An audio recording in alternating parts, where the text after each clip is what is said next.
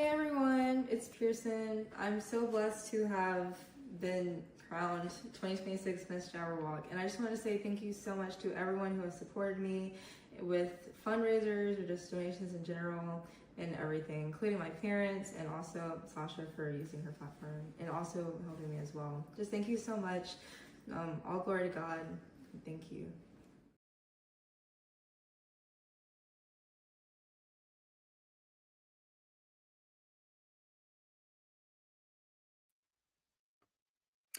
Good evening, everyone, and welcome to the Legal Score. I am your host, Sonja Pearson. I hope everyone is having an amazing night. I am live, so when you see the little red button up in the top left corner of your screen, come on and say hello. Let me know where you're watching from.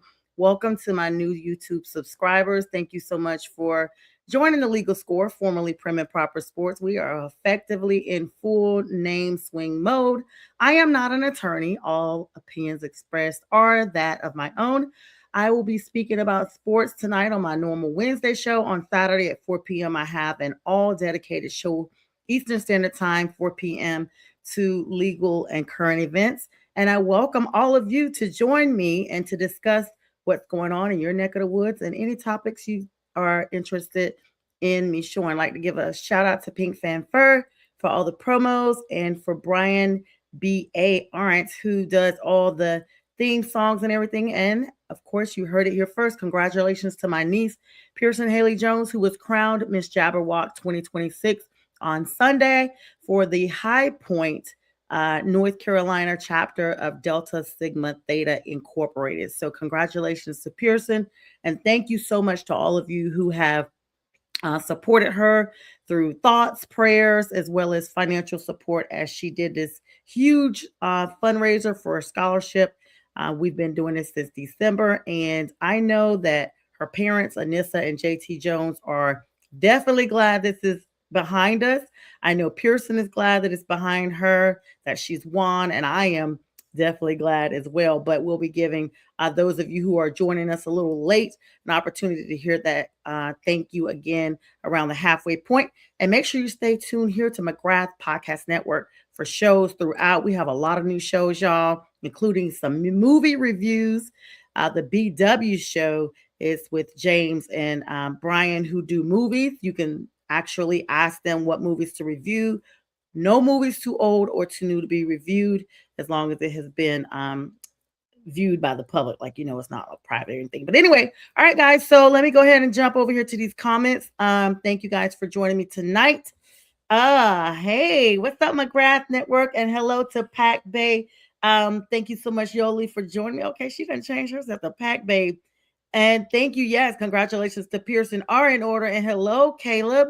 Um, Thank you so much for joining us tonight. You have been flagged, sir, because that comment is with profanity. We don't do that here. All right, let's talk to my Panthers family first. I'm going to be talking about tonight NFL, NBA, and MLB news. And you guys know it is what? March Madness will be kicking off here. Or should I say tossing off here really soon? Let's go, Duke. But before I go into all of that, the big news today came out of Carolina. The keep pounding off-season updates continue, you guys. The big trade, Andy Dalton, the backup quarterback for the Carolina Panthers for the last several seasons behind Bryce Young. Even saw some debut time there when Bryce took a sabbatical, I like to say. He has been traded to the Philadelphia Eagles. Now, this is this afternoon. Adam Schefter confirmed this, that the AP confirmation came through that the Panthers have traded the veteran quarterback Andy Dalton to the Philadelphia Eagles. This is going to be a 2027 seventh round draft pick. So not this year, but next year towards the end of the draft, the Panthers will receive that selection courtesy of this trade. With the recent signing of Kenny Pickett, our new quarterback backup, you guys had to know that this was forthcoming. I actually talked about this last Friday, on Friday with the fellas, that I saw this coming, and it has come to fruition. Kenny Pickett, of course, solidified a 1-year deal, and the Panthers actually are feeling comfortable with moving on from now 38-year-old Andy Dalton. A red rifle just doesn't seem to always have the ammunition we're looking for. So this is going to serve for Kenny Pickett to serve in that number 2 role without an issue, being the primary backup to Bryce Young while adding a future asset to this team. Another backfield addition, A.J. Dillon, guys. You guys know that name, the running back guru. Heavy run game. In fact, signed with the Panthers, 1-year deal with him, the contract. He's expected to provide short yardage and goal line support for Chuba Hubbard. You guys know Rico Dowdle is no longer with us. So we're definitely looking forward to A.J. Dillon, big name there coming into Carolina. I'm super excited about that. And Jonathan Brooks, y'all, we just have not seen what we thought we were going to get. This is now going into the third season since he signed with us. Of course, he signed, was injured, did not play, came back the second season, played, and the entire medical team, for the most part, was relieved of their duties because he was cleared too early and got re-injured. So this brings in Trevor Shane. Let me get his name correct because I heard that it's not Etienne, you guys. His brother's like, it's Shane. Now that he's going back to the Bayou State, he's making sure from Jacksonville that he's getting the pronunciation correct. So Trevor's Shane. Dillon, of course, is adding a veteran presence to the backfield. And this is because Rico Dowdle, as I said to you guys, has gone on to the Steelers. Key defensive and special teams re-signing in Charlotte that were really big. Dan Morgan, of course, been busy retaining his guys to ensure continuity for the team. Travis Gibson, the offensive linebacker, re-signed to a 1-year deal. He was a midseason spark, y'all, and then it kind of just fizzled out. But he was coming from the 49ers and is expected to have a more expanded role in our new season. Sam Martin, the punter, the veteran punter, returns on a 2-year deal now. Instead of, a lot of teams are giving 1-year deals, and I do not fault them because with injuries and performance, you just don't know what you're getting when you're signing these big name players. So the Panthers are playing it smart, but with the punter position, they went ahead and decided to give Sam Martin 2 years instead of 1. And he was a top 10 punter last season, landing 27 punts inside the 20-yard line. So that's a big sign for the Panthers. James Mitchell, the tight end, re-signed for 1 year. Guys, he provides critical depth behind Jatavian Sanders. And Nick Scott, the safety, is officially back on a 1-year contract. He's coming off of a career-high 111 tackle seasons and is projected starter alongside Trevon Moring. So offensive line stability, Rasheed Walker, signing of the former Packers and Saints tackle is now official. This is a massive insurance policy for the Panthers for the left tackle spot, while Ekwan continues his rehab from a torn patella tendon. So you just got to look at it like that. This is like literally a new identity for the Panthers, feeling ourselves after the maturation of the team and going into the playoffs last season. No matter how we got there, we got there. And so this season, they want to make sure that, listen, we don't want no ifs, ands, or buts about it. We want to make sure everyone knows we have earned our spot there. So look for the Panthers to be really solid on both sides of the ball. And look at it. If you're looking at the Panthers roster today versus 48 hours ago, y'all, you see a team obsessed with depth and competition. By moving Andy Dalton away today and, getting that 7th round pick in 2027, it kind of signifying for the team that we're moving forward in a progressive nature as well. Confidence that Bryce Young needs. And this is going to be awesome with Kenny Pickett coming to the table. On the defensive side, $120 million has been invested in the Panthers defense with Jalen Phillips. Reported earlier this week, he's now paired with the return of Travis Gibson and Nick Scott. And this is just not a rebuild anymore for Carolina. Like we were doing that the last 2 seasons, y'all. We are now no longer going to be 8-9. You heard it here first. And even though we led the NFC South and got the title, that is just not going to cut it for us. Barely going back to the 500 mark. We're talking about going upward. And this was our first move since 2017. So we are capitalizing upon those strengths and moving forward. So congratulations to the Panthers. Congratulations to Andy Dalton for landing with the Eagles, whatever that situation looks like, because he still has a lot of playing in him. And so it's going to be interesting to see what he does up there with Jalen. So Jalen, excuse me. I thought I said Jalen, but I want to make sure you guys know who I'm talking about. All right. So high activity trade windows been going down. Uptick in trades, according to Adam Schefter. I follow him on all the socials. Teams are repositioning themselves following initial free agency wave. Chicago Bears, under second-year head coach Ben Johnson, Bears are being touted now as Super Bowl contenders, y'all, for 61 is what they're talking about. Potential trade candidates floating around. Wide receiver, of course, DJ Moore, already traded. Defensive tackle Jervon Dexter and running back DeAndre Swift. Bold predictions, analysis are coming in saying the Bears are going to be over the Bills in a Super Bowl matchup. They're projecting that the Bills are going to do this with all the people they've brought in for the 2026 season. And this is going to look on what Caleb Williams is going to be looking like. It's predicated on his development with the team.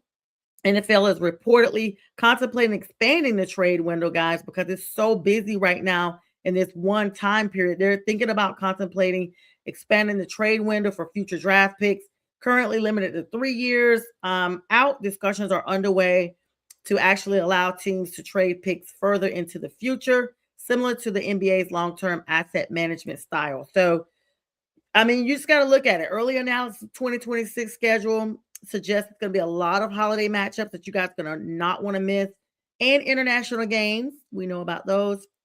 Going to continue to be a primary focus for the league's expansion strategy. Now, this is my thing. The Cardinals and Panthers are kicking off the Hall of Fame game August 6, 2026 in Canton.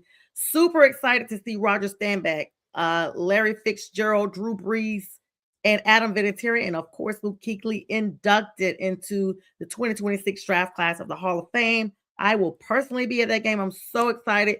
Have been to Canton before when Tony Dungy was enshrined, but did not get an opportunity to see the game. And I did do a tour of the hall itself once everyone's bust was actually in there, and had a really good time. I was invited to guest this time. Got tickets to go to the game, got tickets to go to the enshrinement. And just going to be an amazing weekend. Definitely will be planning to attend the parade as well. And I will be hoping to get a nice close up like I did before, so I can get some really good pictures. And so congratulations to those guys. But that's what's going to kick our season off: Thursday Night Football, 8 p.m. Eastern Standard Time, live from Canton, Ohio. And that time will be here before you know it, y'all. So for fans and teams that are traveling, Southwest Airlines, guys, this was funny. No plug to them. I'm just letting y'all know. They have actually officially updated their policy to change the all check bags policy. So they had Southwest used to have basically you fly and you don't check your bags. You get 2 bags for free. And trust me, your girl was taking advantage of that because it was 2 bags that were checked for free and you got 2 carry-ons. So no matter where you went, you were not paying for those baggages. So last year, January, they came out that they were going to implement charge bags, like everybody else. Everybody's recuperating from the travel issues we've had during this pandemic and what have you. So they were recuperating their money, right? You know what I'm saying? They're recouping their money. It's recuperating still too. And so basically now they're like, hey, if you are going to a game, we will actually update this, and we are going to basically try to look at seeing what we can hook y'all up. Now, I don't know what that's going to look like. I'll follow up, guys, as the information updates, but that's what I have for now. All right, guys, so let's talk a little bit about some NBA news, and then we'll delve on over to March Madness. Now, Atlanta highlights tonight. Atlanta 124, Orlando 112. We saw T.I. come back in the arena and perform, and he has not missed a beat. So for all of us, Gen Xers that, were literally like around T.I.'s age, and we enjoyed him in the late 90s, early 2000s, he is back, y'all, and literally just amazing. So he performed his song. Of course, Atlanta beating Orlando. Jalen Johnson dominated with 24 points, 15 rebounds, and 13 assists, a massive triple threat for him. Paolo Banchero countered with 18 points and 10 rebounds in that loss. Excuse me. Boston 120 over Phoenix 112. Jaylen Brown exploded for 41 points, 7 rebounds, and Jason Tatum's back, y'all. 21 points to secure the win for the Celtics. I'm a big Jason fan, Duke alum. So welcome back, Jason. Of course, the New Orleans Pelicans, excuse me, 129 over the Mavs, 111. Rookie sensation Cooper Flag, another Duke alum, led the way with 21 points, 8 assists. Zion Williamson, another Duke alum, he needed Cooper there, y'all, contributed 27 points, 4 rebounds. We are glad to see it, Zion. Maybe he just needed some, reaffirmation from one of the homies. So congratulations to the Pelicans getting it done. Chicago, massive blowout. The Bulls, bull all over the Memphis Grizzlies, 132-107. Matas Buzelis has a standout night with 29 points and 7 rebounds. Golden State Warriors, you guys, you haven't seen them look too tough, but they got it done over the Washington team tonight, 125-117. Bilal Koulibaly, 21 points, 8 rebounds, and Guy Santos, 18 points, led a balanced Warriors attack. Now the Lakers eased on by Houston 100-92. LeBron James, that dude will not age, y'all. LeBron is continuing to defy age, y'all. Posting 18 points, 5 rebounds in a very defensive struggle game. Related news with the NBA. The NBA Commissioner's Office, of course, is continuing to vet Seattle and Las Vegas as primary candidates for the next round of league expansions. For you guys who don't know, excuse me, I gotta take a sip on this one. Seattle has not had a team since the Seattle Supersonics. So Seattle fans will be super excited to know if they're getting a team back. I honestly hope they do. But there you go. Oh, and by the way, this is a great plug to shout out one of our colleagues on the platform, Bo Crouch. He does some of my backdrops and stuff too. Today is his birthday. So happy birthday to him. He was on an earlier show tonight, 6 p.m. I guess he showed up on our network. But anyway, he's always here. So happy birthday to him. Huge Hawks fan, huge Seattle fan all around. Now the power rankings look like OKC is remaining at the number 1 position, while the Lakers have actually jumped to number 3 following their recent win streak. And let's not forget about my Hornets. Go Hornets. All right, look at this. Some MLB spring training news, y'all. Roster has been trimming across the boards.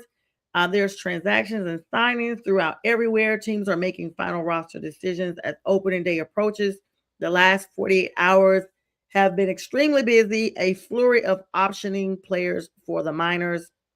Significant transactions that happened within the last day, today and yesterday, that being the Los Angeles Dodgers signed Logan Allen to a minor league contract, selected the contract of 3B Santiago Espinal from AAA Oklahoma City. The Boston Red Sox have signed veteran reliever Tommy Knife to a minor league contract. And Philadelphia Phillies, Johan Rojas has begun serving an 80-game suspension for violating the MLB drug program. Y'all, so 80 games is a lot. It doesn't seem like a lot, but it's quite a chunk out of the season. And y'all do know that they test for substances all the time. So if you see someone else has been suspended for PED or what have you, like, I don't know why you keep doing it, but he's suspended. The St. Louis Cardinals optioned their Richard Fitz to a AAA Memphis. Washington Nationals optioned highly touted catcher Harry Ford to Rochester. And the Pittsburgh Pirates have had a busy day for assignments, sending Hyung Sung Lee and Carlos Caro and Abdiel Feliz to their respective minor league levels. All right, y'all. So the rest of this show, I have to make sure before I jump over here that I have not missed anything before I pop over, because it's always a lot of stuff going on. The next section of our show will be dedicated to the NCAA. It is March Madness, and we'll be talking about that. Let's see.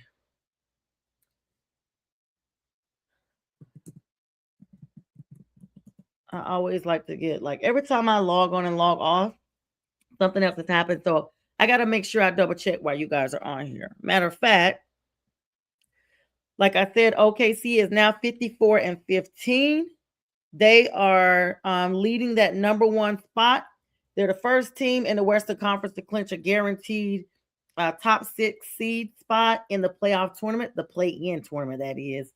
And so this is their ninth straight victory. The Thunder are currently the odds-on favorites for repeating as champions. Um, CBS Sports is highlighting the early success of LA Clippers mid-season acquisition of Darius Garland. You guys know him, right? So since they traded James Harden to the Cavaliers for them, the Clippers are 34-34. Not too shabby, right? They've rallied above their 500 mark and are currently in the thick of the Western Conference play-in tournament. So the Pistons, another team, the Detroit Dominants. You guys got to remember the Pistons are literally looking like the bad boys that I used to, know, 49-19. They hold the best record right now, y'all, in the Eastern Conference, despite Boston, looking better. Detroit is there, and they are leading a big 4.0 game. So there's that. They actually beat the Wizards 130-117. Jalen Duren was absolutely dominant, posting a career high of 36 points and 12 rebounds. And the worry, though, All-Star Cade Cunningham left the game, y'all, in the first half with back spasms. So he's now listed as day-to-day. So, B, that's your team.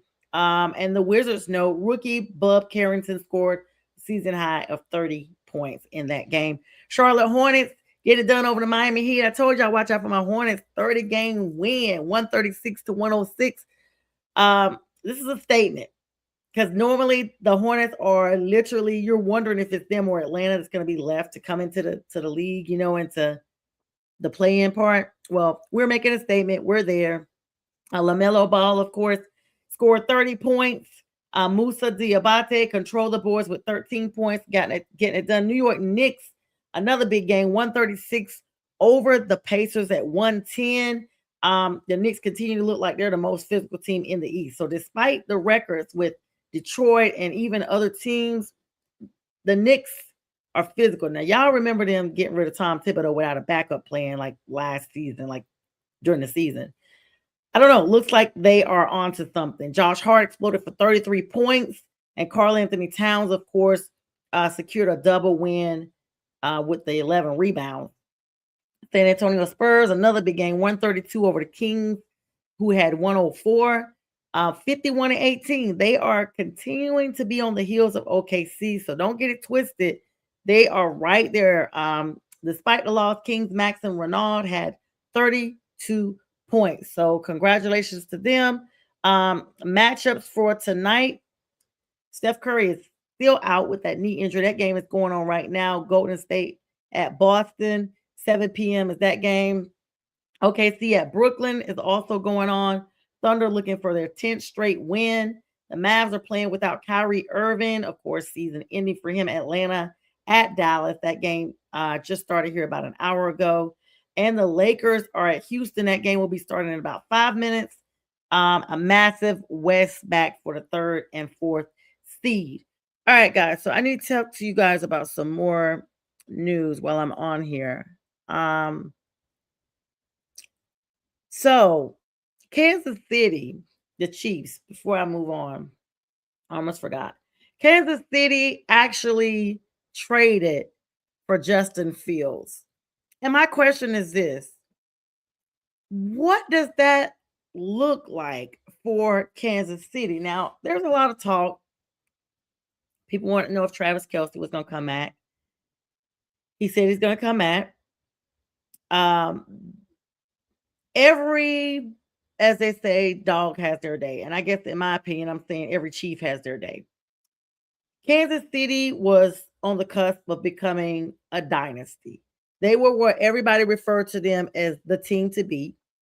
They literally were feeling like they were going to go for a three-peat, what have you. And it just didn't happen. It was like, okay,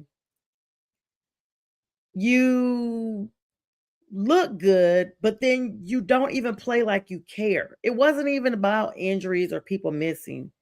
It was just, in my opinion, it was a lot of media hype around Travis Kelce and Taylor Swift.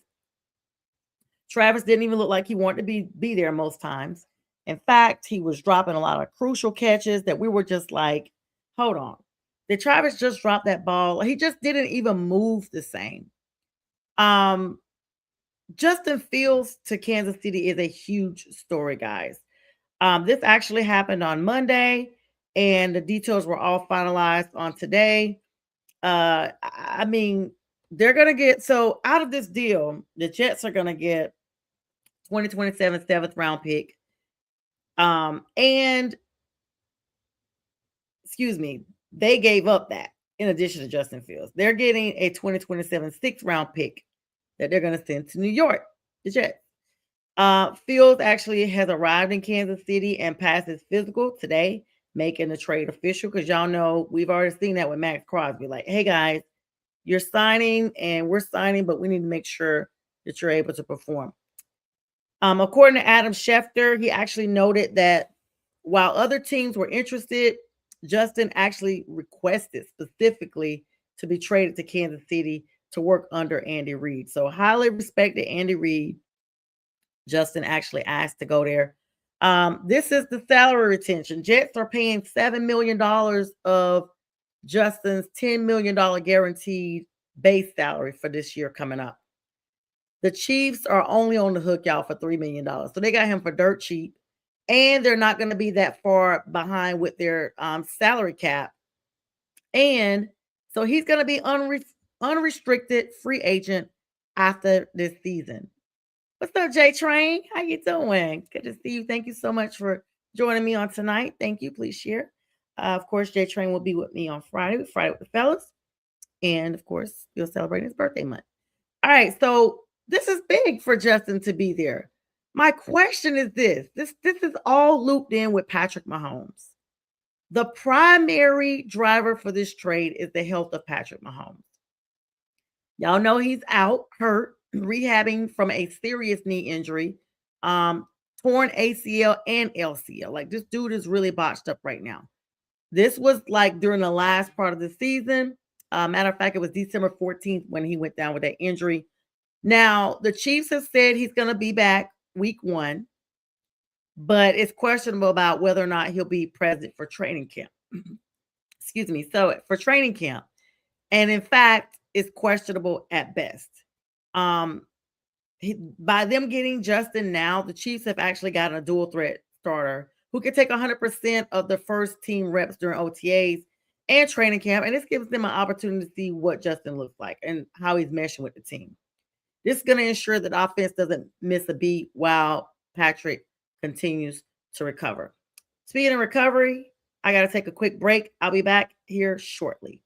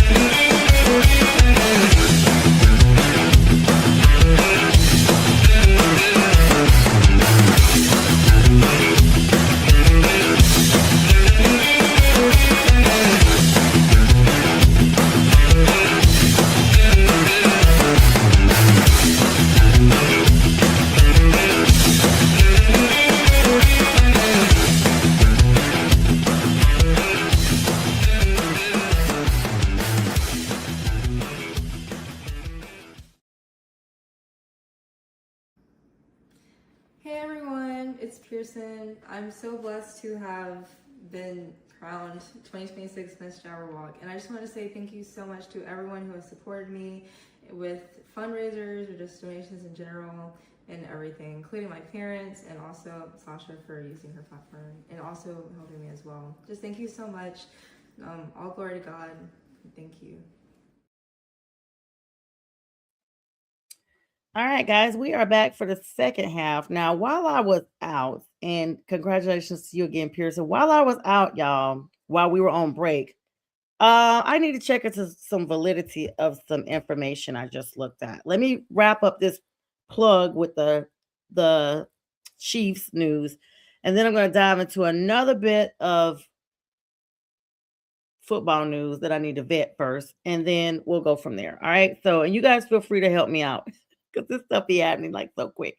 All right. So, the Chiefs basically do need Justin Fields because if not, they don't have a solid runner for quarterback, for leader, because y'all know Gardner Minshew departed in the free agency to sign with the Cardinals. This is a high upside and an insurance policy that the Chiefs are cashing in on by bringing Justin Fields in. And of course, this is the mobile style of Steve Spagnuolo scouted team and Andy Reid's playbook. Uh, Fields' tenure in New York was just short lived. Y'all, I mean, it's just been a lot around this young man. He signed a 2-year, $40 million deal with the Jets in 2025. He started 9 games, going 2 for 7, threw for 1,259 yards, 7 touchdowns, and 1 interception while rushing for 383 yards and 4 touchdowns. He was benched multiple times in favor of Tyrod Taylor before finishing the season on injury reserve with a knee injury himself. So he's not even 1,000% healthy. The Jets signaled the end of Fields' experiment last week when they traded with the Raiders to bring back Geno Smith. And that's still like it's unsettling. Chiefs Kingdom, of course, landscape has shifted with Patrick Mahomes still fighting his way back with that devastating double ligament tear. Brett Veach actually just pulled off an amazing feat for the price of a late round pick swap and just $3 million against the cap. Justin Fields is now a Chief. So think about the possibilities. Fields arguably is the most athletic runner at the position, not named Lamar Jackson. He now gets to sit in the same room as Mahomes and Andy Reid. And whether he's keeping the seat warm for week 1 or if he's going to serve as the ultimate gadget weapon later in the year, this move is going to signify that Kansas City is not leaving their 2026 title to a chance of defense. I mean, they are not going to bank on it. They're trying to be heavily offensive involved. Adam Schefter actually reported this earlier and said that Fields wanted this. He wanted the Reid system, and now he's gotten it, and he has a chance to possibly revive his career. So, kudos to Justin Fields. I don't know what that's going to look like, but it's going to be definitely amazing. What's up, CJ? Oh my gosh, I literally just talked about the Jets. I've got to have CJ on here soon. Y'all remember CJ, the painkiller? I don't think he goes by that anymore, but he still will be joining me soon. Diehard Jets fan. He actually said he was happy about Geno Smith returning to New York. And so that's going to be interesting to see. I look forward to having CJ on soon. I have a guest on next Wednesday, but possibly I can get CJ connected here before the month is over. All right, guys. So let's talk about some news. Let me start off with one news that I need to talk about. We're going into college right now, guys. This, of course, is March Madness. But before we get into any of the madness, it's just amazing. I'm going to probably talk about this a little bit more on my Saturday show, The Legal Score, 4 p.m. Eastern Standard Time. It's my new spinoff that I talk about sports, but then just a little bit more. No, I'm not an attorney, and none of the expressions that are relayed on here are legal advice. I'm a law student, but not an attorney. And even when I become an attorney and I continue to do this, it will still not be solicited legal advice, but just my opinions. So, anyway, guys, this is the big thing. Now, there are a lot of teams that actually have really good talent. Now, my first story is about guard Aiden Holloway, star athlete, just had a huge NIL deal signed, ready to go, ready to get his money, and then has an issue with law enforcement. 2.1 pounds of marijuana found in a backpack, suitcase, and other places in his residence. Now, I get that, these kids, they're not going to be perfect by a long shot. He has been removed from campus because of this. This is according to a statement from UA Athletics yesterday. And he will not be playing in the Crimson Tide's first round NCAA tournament. So, Hang on, let's see. CJ says this is a great move for both teams. Fields will have a chance to sit and be coached. Let's go, SJU. Yeah. So anyway, when teams actually have their big stars getting ready to come up and play these positions, and now all of a sudden you're not going to be playing because you have now gotten into this trouble, you will sit, and it's just really, really weird. All right, hang on, guys. So this show may be a little all over the place because it's still breaking news popping off, and I gotta make sure I tell y'all this because it's hilarious. So y'all know I was just talking about Max Crosby like a minute ago. So according to The Rush with Max Crosby, his podcast, he says that the Baltimore Ravens flew him on a commercial flight with regular people instead of a private jet, and then he had to drive 2 hours after the flight to get there. Y'all, this was hilarious. They had no respect for him off the rip. Um, I don't know. That's really hilarious. All right, so let's talk about these March Madness. Now, the last national title by an SEC team belonged to Georgia in 2022, Alabama in 2020. There's a football stat. But now we are looking at March Madness, which is their basketball. The interesting thing is, of course, my guys are number one, but if you have been filling out these brackets, this is upset city. This is the time when, you know, lower seeds like nothing to do better than take down the top contenders. So we got a lot of teams that March Madness is about to kick off right now. We got a lot of teams that are going to be coming up against each other now. The first four playing today and tomorrow, first round actually kicking off March 19th. By the way, happy heavenly birthday to my grandmother. Her birthday will be on the 19th. And then the final four is listed for April 4th and 6th. Top seeds teams, of course, Duke and UConn for the women. Like we are seeing the same faces, guys, as we've seen before. Matchup highlights are number 4 Arkansas versus number 13 Hawaii for the Western region. Number 7 Miami versus number 10 Missouri. And for the Eastern region, we got number 1 Duke versus number 16 Siena. Midwest region, of course, number 7 Kentucky. Y'all remember those Wildcats versus number 10 Santa Clara. And other key matchups of number 5 Michigan versus number 4 Texas A&M, and number 1 Houston versus number 8 Gonzaga. The women's tournament highlights have number 1 UConn versus number 16 TSA, and number 3 Ohio State versus number 14 Howard. A lot of those lower seeded teams are seeing their debut here. Number 6 Notre Dame versus number 11 Fairfield. These are all the brackets being filled out. I'm not personally doing one for the women's. I am only doing one for the guys.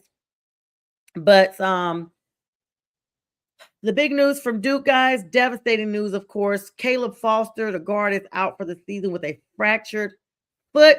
Additionally, center Patrick Njogba is not expected to play Thursday versus Siena. Louisville star Mikael Brown, the guard, is out for at least the first weekend with a back injury. UCLA gets some positive news. Donovan Dent, his calf, and Tyler Balado, the knee, are expected to play Friday versus UCF.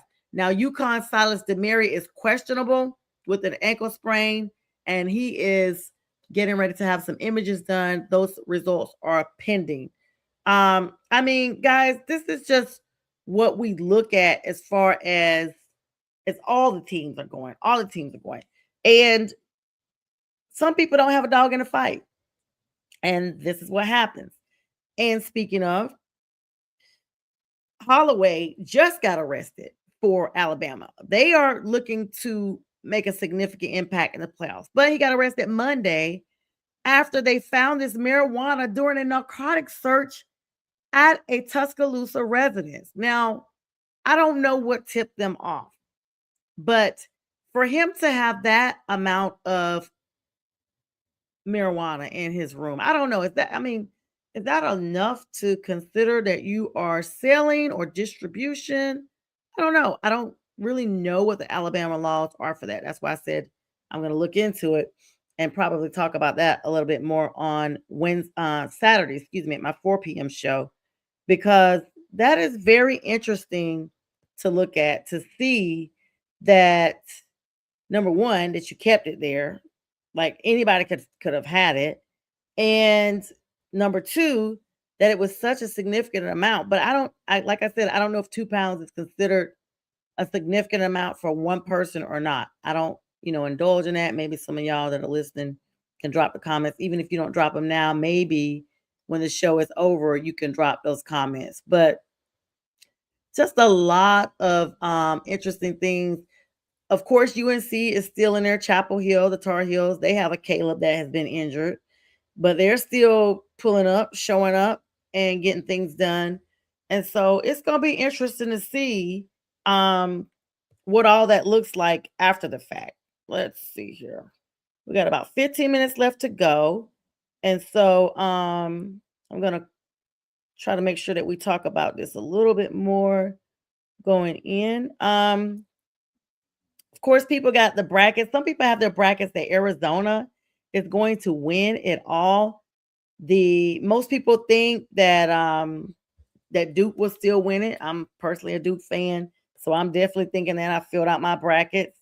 But you got to think about it. Is it going to be Duke, Arizona, Michigan, or Florida? Like, those are some of the top contenders for the Big East. Now, who is coming out of the East region? You got Duke, Siena, Ohio State, TCU, St. John's, and then you're going to start getting into teams that were just like, what? Northern Iowa, Kansas, of course, a repeat, Cal Baptist, Louisville, of course, South Florida, Michigan State, North Dakota State, UCLA, UCF, UConn, and Furman. Now, UConn is the number 2 seed, and Duke is the number 1 seed. The number 3 seed, of course, is Michigan State.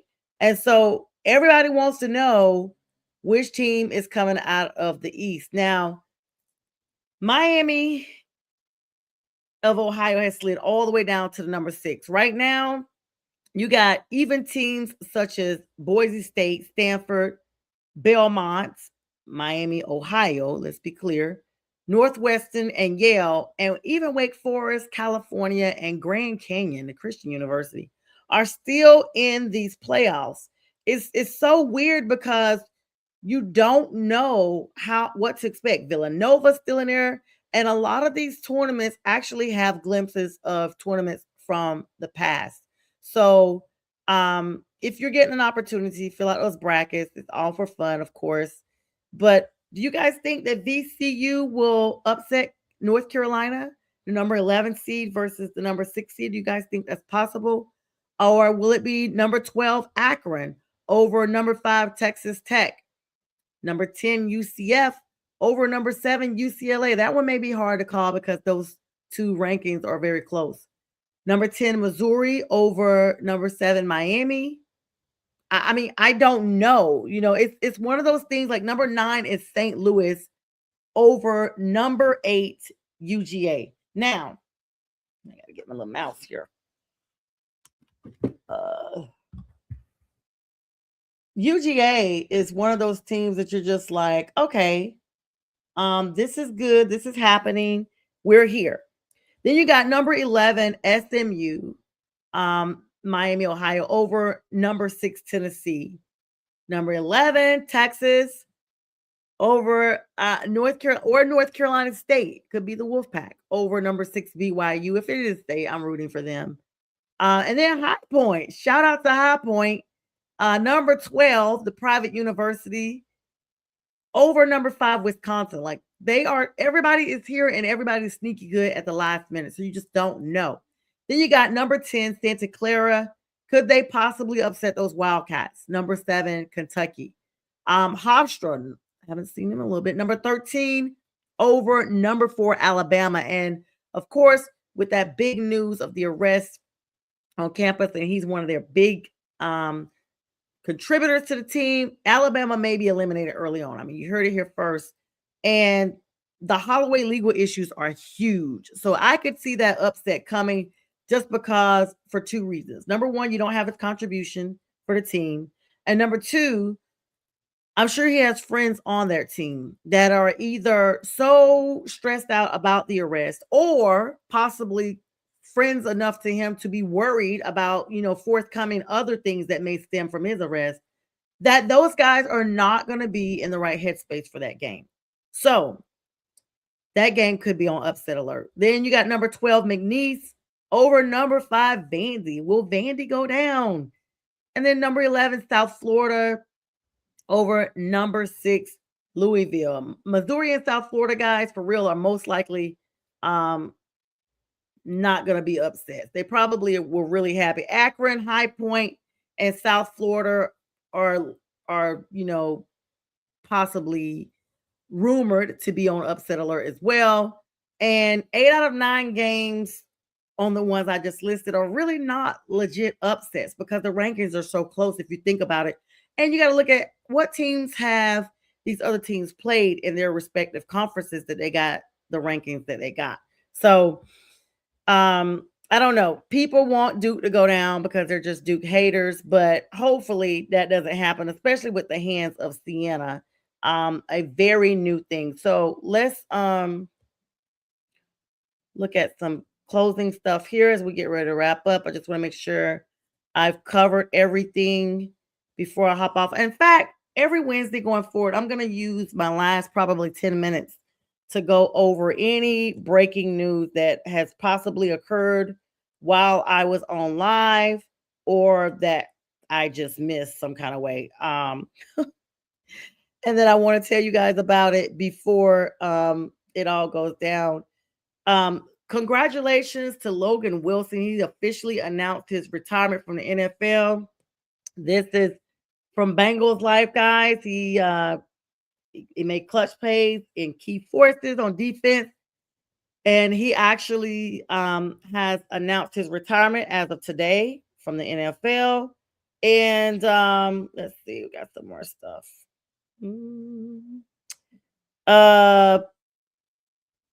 Wow.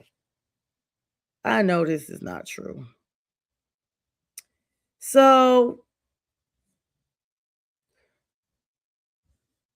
it looks like Greg Olson may temporarily reclaim Fox's #1 spot after Tom Brady's $375 million deal basically caused his demotion. I'm going to have to follow up on that, guys, because I had not heard about that. And I want to know your thoughts on Kyler Murray going to Minnesota.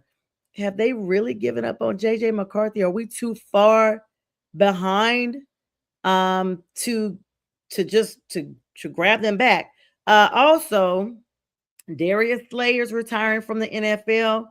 Got a championship with the Eagles. He announced his retirement on social media. I guess, people are saying he may retire as a Buffalo Bill and all this, that, and the third, but he is like Eagles or a bust and looks like, looks like Greg Olson will be back in that #1 spot. This is weird because I guess people got money hungry and they weren't able to solidify what they needed to as far as the deals, but he's going to be going back. All right. The Steelers are trading with Jacksonville for Brian Thomas Jr. That happened a couple of weeks back. And let me see. I already told you guys about the big news. The Panthers getting the Eagles' A.J. Dillon. And the Broncos are trading for Jalen Waddle. Now, y'all know Mr. Waddle, Mr. Duck himself out of the Dolphins.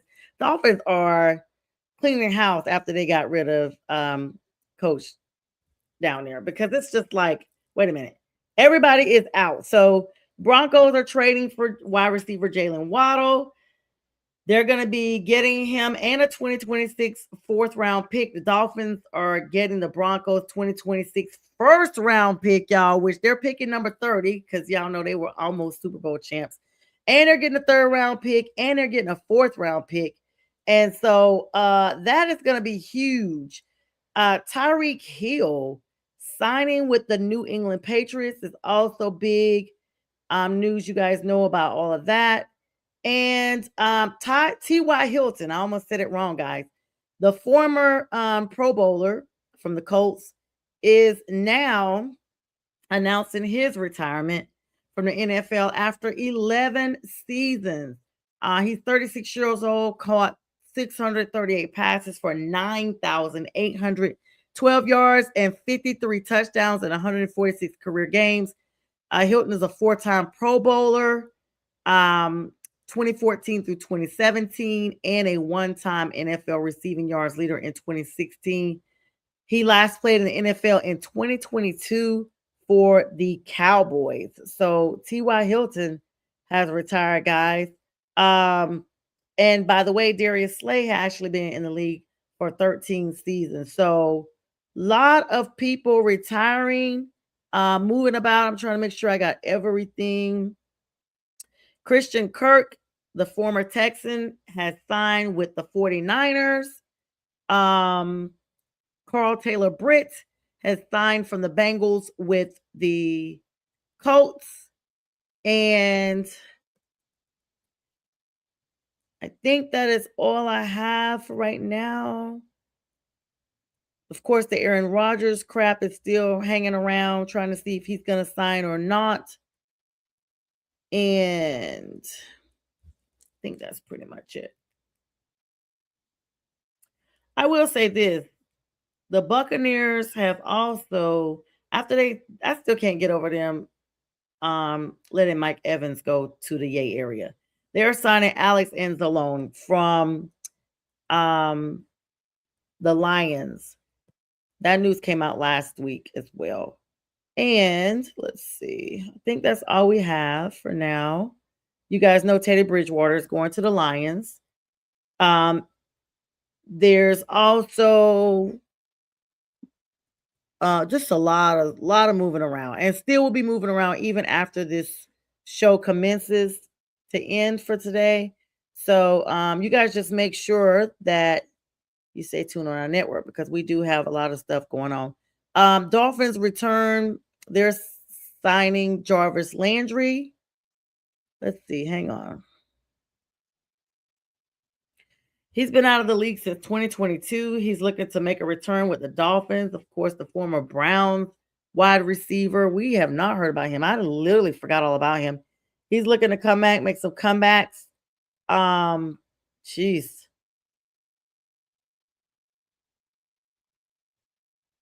Let's see. I think I got everything for now. As soon as I sign off, I know it'll be more stuff. But here is one piece of news I wanted to end out on because I do want to, and I literally took a picture of this so that I could make sure I talked about it. This is it.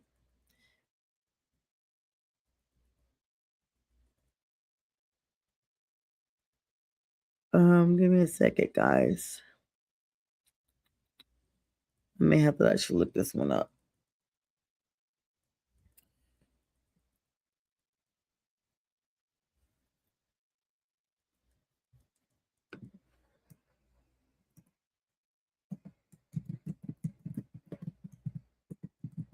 All right, so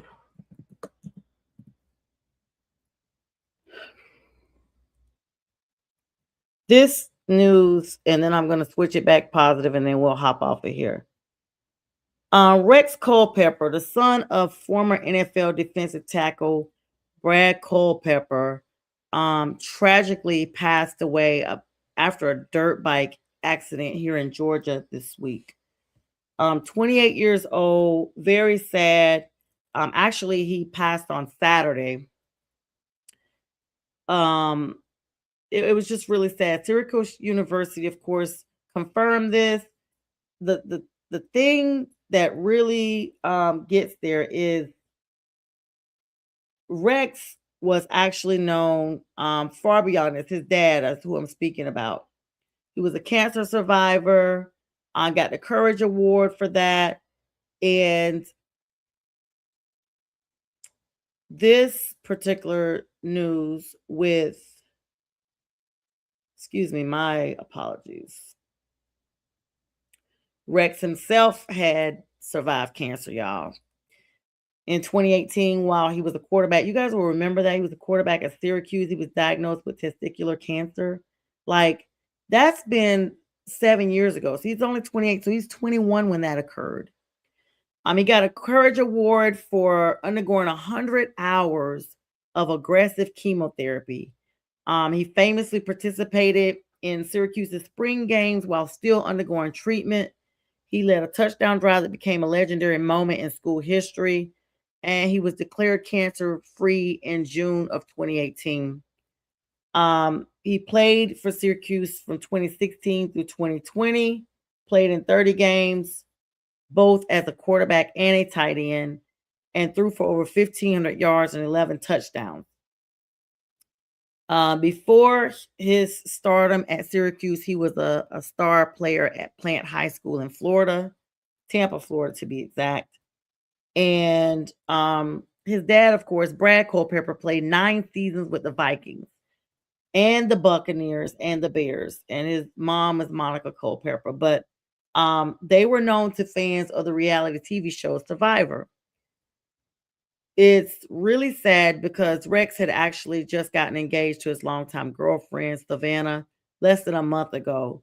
After he followed football in his father's footsteps towards the law, he graduated from Stetson University College of Law and had recently begun working as an attorney at Morgan and Morgan in Tampa. Wow, I did not even know that. So very sad news with them, but definitely thoughts and prayers out for the Culpepper family and for his sweet Savannah, who is clearly just grieved, and for his colleagues at Morgan and Morgan. So with that, I'm just going to double check to make sure I don't have anything else, and then I'm going to hop off of here and make sure you guys join us right here on this network. We have stuff all the time, everything you can think of. And of course, the big news, big trades are always coming around. And we will bring it here to you first. I'll be on live Friday at 9 p.m. with Friday with the Fellas and Saturday with the Legal Score as well for more news on some of the stuff we talked about tonight. All right, guys, I hope with that you have an amazing night. Thanks for the likes, loves, and shares. And stay tuned for the re-air. Good night.